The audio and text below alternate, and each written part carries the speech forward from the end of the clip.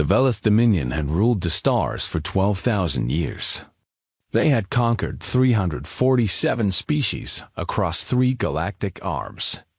Their method was simple and cruel.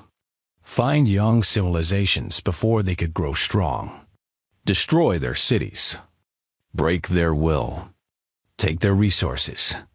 Move on to the next dot. They called this process pruning. Like cutting weeds before they could spread. High. Commander Vex Thrall sat in his command chair aboard the flagship, Eternal Dominion. His gray skin reflected the blue light of the tactical displays.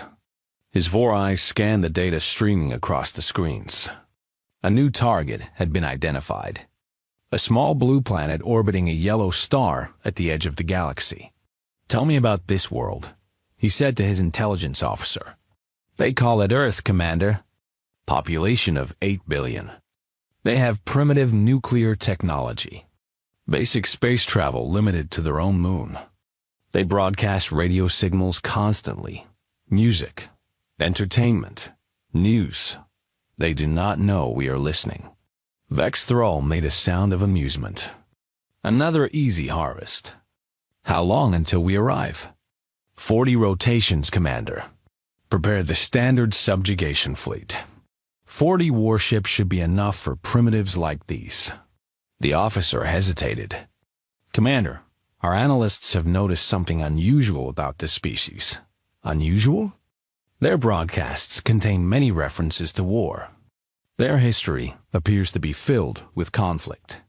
They have fought each other constantly for thousands of years." Vex Thrall waved his hand dismissively. "All primitive species fight among themselves. It means nothing. When they see our power, they will submit like all the others. They always do." The Velith fleet traveled through folded space, covering distances that would take human ships thousands of years. They emerged near the edge of the solar system and began their approach. No need for stealth. No need for caution. The humans had nothing that could threaten them. On Earth, it was a Tuesday morning. People went to work. Children went to school. Farmers worked their fields. Lovers held hands in parks. 8 billion souls lived their ordinary lives, unaware that death was falling from the sky. The first strikes hit without warning. New York vanished under a column of white fire. Then Beijing. Then London, Moscow, Mumbai, Cairo. 12 major cities erased in the first 60 seconds. The shockwaves killed millions more. Fires spread across continents. The sky turned black with smoke and ash. 2 billion human beings died in the first hour. Vex Thrall watched the destruction with satisfaction. Open communication channels. Broadcast the standard surrender terms. The message went out in every human language. The Velith had studied decades of human broadcasts. They knew how to speak to these creatures. "People of Earth, your cities have been destroyed. Your military forces are meaningless against our power. You have 1 rotation of your planet to surrender unconditionally. All surviving humans will be processed for labor allocation. Resistance will result in complete extinction. This is not a negotiation. This is your only chance for survival." Deep beneath the Swiss Alps, an emergency bunker activated.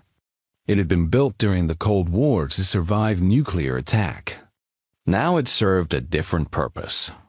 World leaders gathered via secure connections. Presidents, prime ministers, generals, scientists, anyone who had survived the initial strike and could reach a communication terminal. Admiral Chen Weilin stood before the assembled screens. She was 62 years old. Her hair was gray. Her eyes were hard. She had lost her entire family in the Beijing strike. "We have received the enemy's terms," she said. Her voice was steady despite everything. "They want our surrender." The President of the United States spoke first. His face was pale. "What choice do we have? They destroyed 12 cities in seconds. We cannot fight this." "I disagree." Chun's voice cut through the panic. Surrender means slavery. They made that clear. Labor allocation. We become tools for their empire. Our children, our grandchildren, forever. But we cannot win, another leader protested. Their technology is too advanced. Chun nodded slowly. Their technology is advanced. But I have studied the attack patterns. I have analyzed what little data we could gather. They are overconfident. They have never faced true resistance. They expect us to break like all the others. They expect us to break liars. And if we fight and lose, then we die free. But I do not intend to lose. She pulled up a display. We have nuclear weapons. Thousands of them. We have armies. We have scientists and engineers who have spent their lives solving impossible problems. And we have something they do not expect. What is that? Rage. Chun's eyes burned with cold fire. They killed 2 billion of us. 2 billion. They think this will make us afraid. They do not understand us at all. This will make us united. This will make us dangerous. The room fell silent. Every leader looked at the screens. They saw the ruins of their cities. They saw the casualty reports still climbing. They thought of their own families, their own people, their own futures under alien chains. The Prime Minister of India spoke next. I stand with Admiral Chun. We fight. One by one, the others joined. Russia, China, Brazil, Japan, Germany, France, Australia. Nations that had been rivals for centuries. Nations that had fought each other in terrible wars. Now they stood together against a common enemy, for the first time in human history. A vote in the United Nations was unanimous. Total war. Chun Wei-lin became the supreme commander of Earth's unified defense force. Every military on the planet placed itself under her command. Every factory began producing weapons. Every scientist turned their mind to one question. How do we kill the enemy? The Velith expected surrender within one rotation. Instead, they received a different message. Chun's face appeared on every screen. Her voice was broadcast on every frequency. This is Admiral Chun Wei-lin of the Terran Defense Force. You have made a terrible mistake coming to our world. You think you know what we are. You have watched our broadcasts. You have seen our wars. But you have not understood what you were seeing. She paused. Her eyes seemed to look directly at High Commander Vex Thrall. You saw us fighting each other and thought us weak, divided. You did not realize that you were watching practice. We have been perfecting the art of war for 10,000 years. We have turned killing into a science. We have made destruction into poetry. And now we will show you why nothing on our planet ever remained the apex predator for long.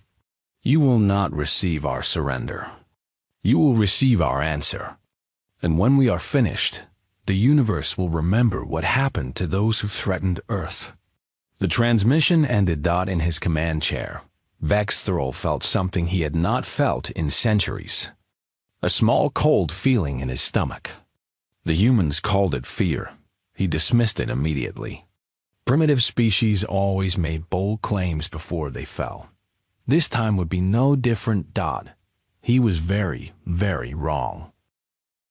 3 weeks after the initial attack, the Velith ground forces arrived. They expected to find a broken species ready for processing. Instead, they found hell waiting for them. The first landing party touched down outside the ruins of Chicago. 500 Velith soldiers in advanced combat armor. Energy weapons that could cut through steel. Personal shields that made them nearly invincible to human bullets. They died within 4 hours. The humans had spent those 3 weeks learning. They had recovered Velith bodies from crashed scout ships. They had studied the alien technology. They had found the weaknesses. The shields could stop bullets, yes. But they could not stop fire. They could not stop acid. They could not stop the simple brutality of explosives packed with scrap metal and nails. Sergeant Maria Santos led the resistance cell that destroyed the Chicago landing party. She was 28 years old. Before the invasion, she had been an elementary school teacher. Now she was something else entirely. The shields have a frequency, she explained to her fighters. They pulse. There is a gap. 1/10 of a second every 3 seconds. Time your shots. The humans had learned this by throwing themselves at the enemy and dying. Learning from each death. Passing information through hidden networks.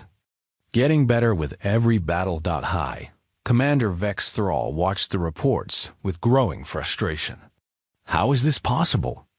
They are primitives. His tactical officer had no good answer. They adapt faster than our models predicted. Every time we develop a counter-tactic, they develop a counter-tactic. They are learning our technology at an impossible rate. Then we will simply destroy more of their cities. Break their will. Commander, we have destroyed 47 cities. Their will does not appear to be breaking. If anything, they fight harder with each attack. This was something the Velith had never encountered. Other species lost hope when their cities burned. They begged for mercy. They accepted slavery to stop the pain. Humans did the opposite. Every destroyed city became a rallying cry. Every death became motivation for revenge. Deep beneath the Rocky Mountains, Dr. Yuki Tanaka worked without sleep. She was a physicist. Before the invasion, she had studied theoretical faster-than-light travel. Now she studied captured Velith engines with desperate focus. Her team had managed to recover an intact Velith fighter from a crash site in Canada. The pilot had been killed on impact, but the ship remained mostly functional. For 6 weeks, they had torn it apart piece by piece, learning its secrets. I understand it now, Tanaka announced to Admiral Chun during a secure video call. Their FTL drive works by folding space. It leaves a quantum signature. A trail. Chun leaned forward. A trail that leads where? Everywhere they have been, including their homeworld. For a long moment, Chun was silent. Then she smiled. It was not a warm smile. Can we build our own drive? Not from scratch, but we can modify theirs. Give us 6 months. You have 3. Across the planet, humanity worked with single-minded focus. Factories that once made cars now made weapons. Laboratories that once studied medicine now studied alien biology, searching for weaknesses.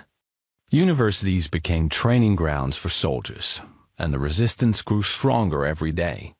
The Velith sent more troops. The humans killed them. The Velith bombed more cities.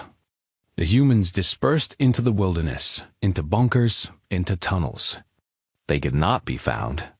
They could not be stopped. Every Velith patrol that entered human territory simply vanished. General Morrison, a grizzled veteran of 3 human wars, led the guerrilla operations. He had studied every conflict in human history. Now he applied those lessons against an alien enemy. The Vietnamese beat the Americans by refusing to fight on American terms, he told his commanders. The Afghans beat the Soviets the same way. We will not give the Velith the war they want. We will give them the war they fear. His tactics were brutal. Poison the water supplies near Velith bases. Booby-trap the bodies of fallen aliens so rescue teams would die. Use human prisoners as bait, knowing the Velith would try to capture them for information. Then detonate the explosives hidden inside the prisoners' clothes. The humans volunteered for these suicide missions. There was no shortage of volunteers. Vexthrol began to lose sleep. He had conquered dozens of worlds. He had broken countless species. But these humans were different. They did not fight like a species trying to survive. They fought like a species trying to inflict maximum pain regardless of the cost to themselves. Why do they not surrender? He demanded of his advisors. We have killed 4 billion of them now, half their population. Any rational species would surrender. Perhaps they are not rational, Commander. 3 months passed. Dr. Tanaka delivered on her promise. The first human FTL drive was completed. It was ugly. It was dangerous. It had a 40% chance of killing everyone aboard during a jump. The humans used it anyway. Admiral Chun stood in the shipyard carved beneath the Nevada desert. Before her sat the first interstellar warship ever built by human hands. It was constructed from salvaged Velith technology and human engineering. It bristled with weapons. Nuclear missiles, kinetic impactors, chemical weapons, biological weapons. Every terrible thing humanity had ever invented to kill itself now pointed outward. They named it Remember Chicago. We have the coordinates of their homeworld, Chun announced to the assembled crew. We know the route their fleet took to reach us. We can follow it back. A young officer raised his hand. Admiral, we only have one ship. They have thousands. We will build more. But we will not wait. While we build our fleet, this ship will begin the next phase of our response. What is the next phase? Chun's eyes were cold and hard. We do not simply defend our home. We take the war to theirs. We make them feel what we felt. We make them understand that attacking Earth was the worst mistake their species ever made. The Remember Chicago launched 1 week later. It carried a crew of 300 volunteers. Every single one had lost family in the Velith attacks. Every single one had signed a document accepting that they would probably die. None of them cared dot as the ship folded space and vanished from the solar system. Chun turned to her staff. Begin construction of the next 100 ships. We have much work to do. On the Velith homeworld, life continued as normal. The citizens knew their fleet was conquering another primitive species somewhere far away. They did not worry. The Dominion always won. It had been this way for 12,000 years. They had no idea what was coming for them.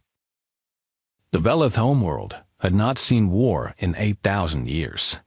Their orbital defense stations were ancient things, more ceremonial than functional. Their ground forces were police officers who had never faced a real enemy. Their civilians had grown soft in the comfort of absolute safety. When Remember Chicago emerged from folded space at the edge of their system, the Velith detected it immediately. A single ship, small by their standards. They almost laughed. It appears the primitives have learned to travel between stars, the orbital defense commander remarked. Shall we destroy them? No. Capture them. I want to know how they built that ship. 20 Velith interceptors launched toward the human vessel. They moved with casual confidence. 1 primitive ship against 20 of their finest fighters. The outcome was certain. The Remember Chicago broadcast a single message as the interceptors approached. It was a list. Names scrolling across every frequency. The names of the 12 cities destroyed in the first minute of the attack. Chicago, New York, London, Beijing, Moscow, Mumbai. The list continued. Every city, every name that could be recovered. Millions of names of the dead. The Velith interceptors received this transmission and felt a strange unease. They pushed the feeling aside and continued their approach. Captain James Wright sat in the command chair of the Remember Chicago. He was 45 years old. His wife and 3 children had lived in New York. Now they were atoms scattered in the wind. They think we came here to surrender, he said quietly. They think we came here to negotiate. His weapons officer looked at him. What do we do, Captain? We teach them what we came here to do. The Remember Chicago had been built for one purpose. Not to win battles through superior technology. The humans knew they could not match Velith weapons. Instead, the ship carried something else. Something the Velith had never faced. Human. Creativity in causing destruction. The first missiles launched from the human ship were not aimed at the interceptors. They were aimed at empty space nearby. The Velith pilots watched in confusion as the missiles detonated. Harmlessly. Then they understood. The missiles had been filled with billions of tiny metal fragments. Ball bearings, screws, nails, razor blades. Simple things that required no advanced technology. The explosion scattered this debris across the path of the incoming fighters at incredible velocity. Velith shields could stop energy weapons. They could stop bullets. They could not stop a cloud of shrapnel moving at 30 kilometers per second. The debris punched through shields, through armor, through pilots. 15 interceptors died in seconds. The remaining 5 broke off their attack. They had never experienced anything like this. Their training had not prepared them for an enemy that fought like this. The Remember Chicago did not pursue them. It had a different target. Helm, take us toward their primary food production satellite, Captain Wright ordered. Weapons, prepare the chemical payload. The Velith homeworld depended on orbital food production. Giant stations that grew crops in artificial environments. Clean and efficient. Completely UNDEF, ENDD. The first station died quietly. A single missile penetrated its hull and released a biological agent. Within hours, every plant on the station was dead. The agent spread to the water recycling systems, then to the air processors. The station became a tomb. The Remember Chicago hit 7 more stations before the Velith fleet could respond. By then, 20% of the planet's food production had been destroyed. This is insane. The Velith High Council screamed at their military commanders. One ship, one primitive ship. How is this possible? But the humans were just beginning. Over the following weeks, more human ships arrived. Ugly things. Cobbled together from stolen technology and human engineering. Each one carried different horrors. Biological weapons that targeted Velith biology specifically. Chemicals that burned through their building materials. Viruses that corrupted their computer systems. The humans did not try to engage the Velith fleet directly. They knew they would lose that fight. Instead, they attacked everything else. Power stations, communication satellites, water purification plants, medical facilities. They made the Velith feel exactly what Earth had felt in those first terrible hours. Helplessness, terror, the knowledge that death could come from anywhere, at any time. Admiral Chun arrived with the main fleet 3 months later. 37 ships. Each one named after a destroyed Earth city. Remember London. Remember Moscow. Remember Mumbai. The names scrolled across Velith's screens like a curse. High Commander Vex Thrall received orders to return and defend the homeworld. He had been so close to breaking Earth. Just a little more pressure and the humans would surely surrender. Now he had to abandon that campaign. They have forced us to retreat, he realized with growing horror. These primitives have forced the Dominion to retreat. The battle for the Velith system lasted 2 weeks. The humans lost 18 ships. They killed everything they touched. When the Velith High Council finally transmitted their surrender, they expected the war to end. They offered territory, resources, technology, everything the humans could want. Admiral Chun's response was broadcast across every channel. You did not offer Earth a chance to surrender. You did not negotiate. You simply killed 2 billion people and demanded we become your slaves. Now you ask for mercy? The transmission paused. Every Velith citizen watched. Every Velith leader held their breath. We do not offer mercy to those who showed us none. But we are not monsters like you. We will not commit genocide. Instead, we will make an example. The systematic dismantling of Velith civilization took 3 months. Not destruction for its own sake. Something more calculated. Every piece of technology that could enable space travel was removed. Every factory that could build weapons was demolished. Every scientific database was erased. The Velith were pushed back to a pre-industrial state. They would survive. They would rebuild, slowly, over centuries. But they would never threaten anyone again. Let them live, Chun told her commanders. Let them remember. Let them tell the story of what happens when you attack Earth. Because this message is not for them. It is for everyone else who might be watching. When the human fleet finally departed the Velith system, they left behind a single automated station. It broadcast one message on eternal repeat in every known galactic language. This world attacked Earth without provocation. This is what remains. Let all who hear this message understand. Humanity remembers. Humanity responds. Choose your actions carefully. The cosmos was listening. The galactic community had watched the Velith Dominion for 12,000 years. They had seen countless species fall before the conquering fleet. Some had pitied the victims. Some had secretly cheered. Many had simply been grateful they were. Too far away or too useful to be targeted. Now, they watched something unprecedented unfold. The Kreth Collective received detailed intelligence reports from their spy drones hidden in the Velith system.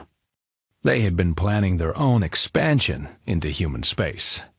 Earth seemed like an easy target, rich in resources. No significant defenses. The perfect addition to their Empire. Collective leader Zith reviewed the footage of the Velith homeworld. The burning food stations, the crumbling infrastructure, the once proud cities reduced to darkness. And everywhere, human ships moving with cold efficiency. Cancel the invasion plans, Zith ordered immediately. Leader, we have invested significant resources. Cancel them, now, and erase all records that such plans ever existed. The Moor Federation had similar reactions. They had scouts in human space, carefully mapping population centers and military installations. When the reports from the Velith system arrived, the Federation Council met in emergency session. These humans defeated the Velith in less than 2 years, one counselor noted. The Velith had conquered 347 species. The humans are their first loss. Perhaps we could ally with the humans. Use their aggression against our enemies. The eldest counselor shook his head slowly. Did you watch the footage? Did you see what they did? This species does not make alliances. They make examples. I suggest we recall all scouts immediately and establish no contact of any kind. The Federation agreed unanimously, but the humans were not finished sending their message, Admiral. Chun understood that defeating the Velith was only the first step. The galaxy was vast. Countless species lurked in the darkness between stars. Some would see Earth's victory as inspiration. Others would see it as a threat to be eliminated before humanity grew stronger. We need to send a message that reaches everyone, she told her advisors. A message that cannot be misunderstood. The solution came from an unlikely source. A young communications officer named David Park had an idea. The Velith had the largest communication network in this region of space. Thousands of relay stations. If we captured their arrays, we could broadcast to hundreds of worlds simultaneously. Chun nodded slowly. And what exactly would we broadcast? Park hesitated. The truth. About us. About what we are. About what we can do. The message was assembled over the following month. It was not a threat. It was not a demand. It was something far more disturbing. A documentary. The broadcast began with Earth's history. Ancient wars. The Roman legions crushing their enemies. The Mongol hordes sweeping across continents. The systematic brutality of colonial empires. Then the modern era. Footage from the First World War. Trenches filled with corpses. Poison gas drifting across battlefields. Tanks crushing soldiers into mud. Then the Second World War. Cities burning under carpet bombing. The concentration camps. The atomic bombs falling on Hiroshima and Nagasaki. Mushroom clouds rising into the sky. Shadows of vaporized people burned into concrete dot. The documentary continued without commentary. Just images. Just evidence. Vietnam, Korea, Rwanda, Syria.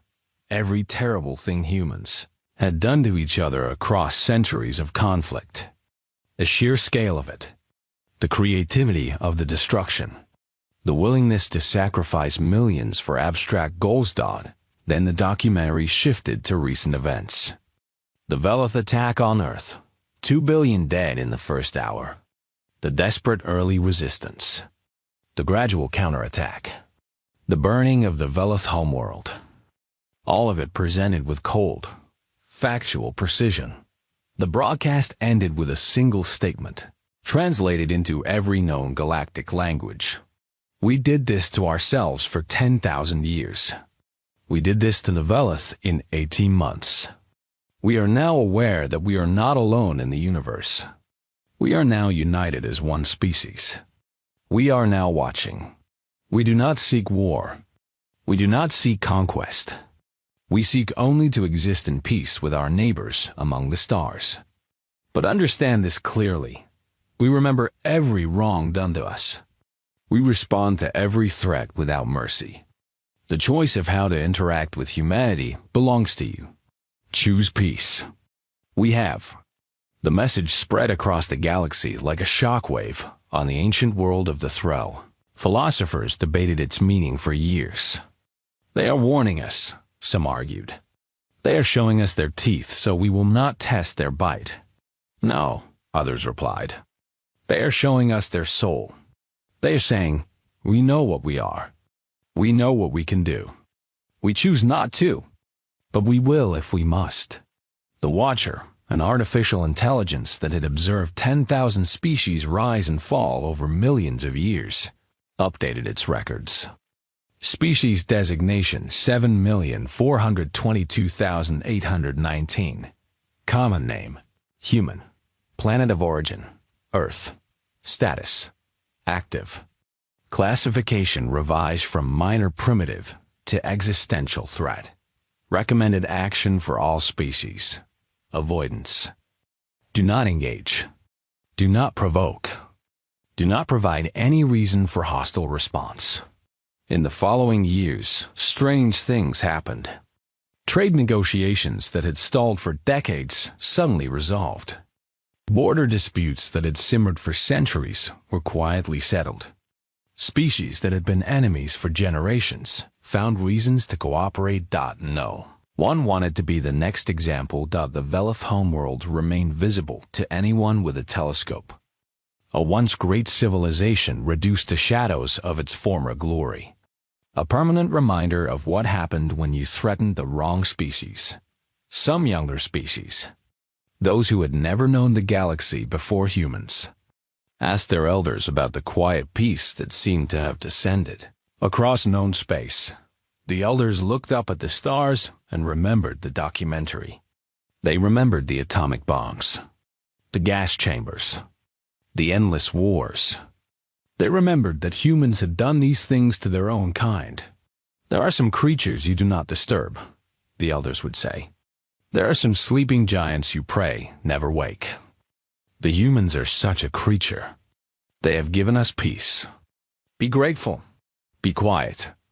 And never, ever give them a reason to remember your name. Humanity had sent its message. The cosmos had received it. 50 years had passed since the burning of the Velith homeworld. Earth had healed.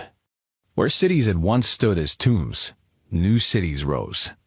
Parks and memorials covered the scars of the bombardment. Children played in gardens that had been built over the ruins. Life continued, as it always did, but nothing was the same as before. The Terran Commonwealth stretched across 17 star systems. Human colonies dotted distant worlds. Trade ships carried goods between planets. Scientists explored the mysteries of the universe. Artists created new forms of beauty inspired by alien cultures. Humanity had not become conquerors. They had not repeated the mistakes of the Velith. Instead, they had become something more complex. Settlers, explorers, traders, and always, watchers. Ambassador Priya Sharma walked through the corridors of the council station. She was 73 years old. Gray hair, sharp eyes. She had been born 3 years after the invasion ended. Her entire life had been shaped by what the previous generation had done. The Council of 11 waited in their chamber. Ancient beings from ancient species. Some of them were millions of years old. They had watched empires rise and fall like waves on a beach. They had seen the birth of stars and the death of civilizations, and they had invited humanity to speak with them. The chamber was vast and dark. The council members floated in spheres of specialized atmosphere. Some had forms that human eyes could barely comprehend. Others looked almost familiar. All of them radiated a sense of profound age and wisdom. "Welcome, Ambassador Sharma," the eldest being said. Its form shifted like smoke in water. "We've waited many of your years for this meeting." Sharma bowed respectfully. "The Terran Commonwealth is honored by your invitation. We have observed your species with great interest since your emergence into the wider galaxy. We have questions. I will answer what I can." The eldest being seemed to study her for a long moment. "We have seen aggressive species before. Many times. We have seen survivors. Species that endured great tragedy and emerged stronger. But never have we seen both qualities combined in such intensity. What are you?" Sharma considered the question carefully. She thought of her grandmother, who had survived the Mumbai strike. Her grandfather, who had fought in the resistance. Her parents, who had helped rebuild the world from ashes. She thought of all the generations before, all the wars, all the pain, all the terrible things humans had done to each other. We are what happens when a species' greatest enemy is itself for 100,000 years. She finally said, "We did not evolve to fight the universe. We evolved to fight each other. We developed weapons to kill our brothers. We built armies to destroy our neighbors. We created technologies of mass death because we could not stop fighting ourselves." She paused. The council waited in absolute silence. When the Velith came, they expected us to be weak, divided. They expected us to fear them more than we feared each other. They were wrong. For the first time in our history, we had an enemy that was not ourselves. And we turned every weapon, every tactic, every dark impulse that we had developed over millennia outward. Everything else was just easier, she concluded simply. After spending 10,000 years trying to destroy ourselves, destroying someone else required almost no effort at all. The council members exchanged looks that Sharma could not interpret. Finally, another being spoke. Its form was crystalline, light refracting through its body. "We have noted that your species has not expanded aggressively since the Velith conflict. You have not conquered. You have not enslaved. You have established your presence and then stopped. Why?" "Because we remember what we are," Sharma replied. "We remember the atomic bombs, the concentration camps, the genocides. We know the monster that lives inside us. We choose every day not to let it out. The galaxy's peace is not our gift to you. It is our gift to ourselves.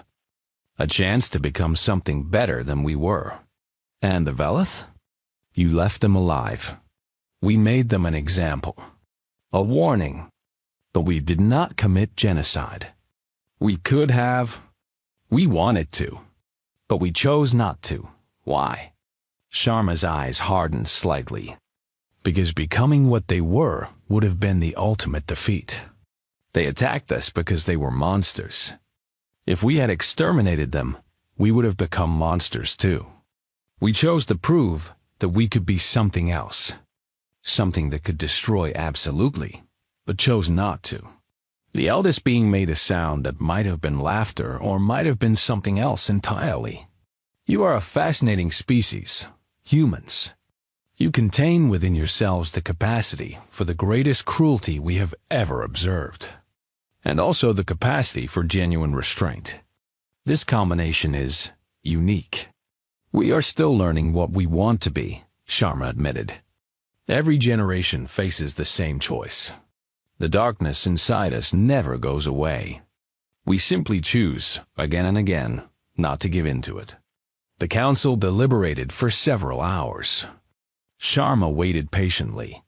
She knew that whatever decision they made would shape humanity's relationship with the elder species for centuries to come. Finally, the eldest being spoke again. We will not interfere with your species. We will not attempt to contain you or control you. But we ask one thing. Remember what you told us today. Teach your children what you are. Never forget the capacity for darkness within you.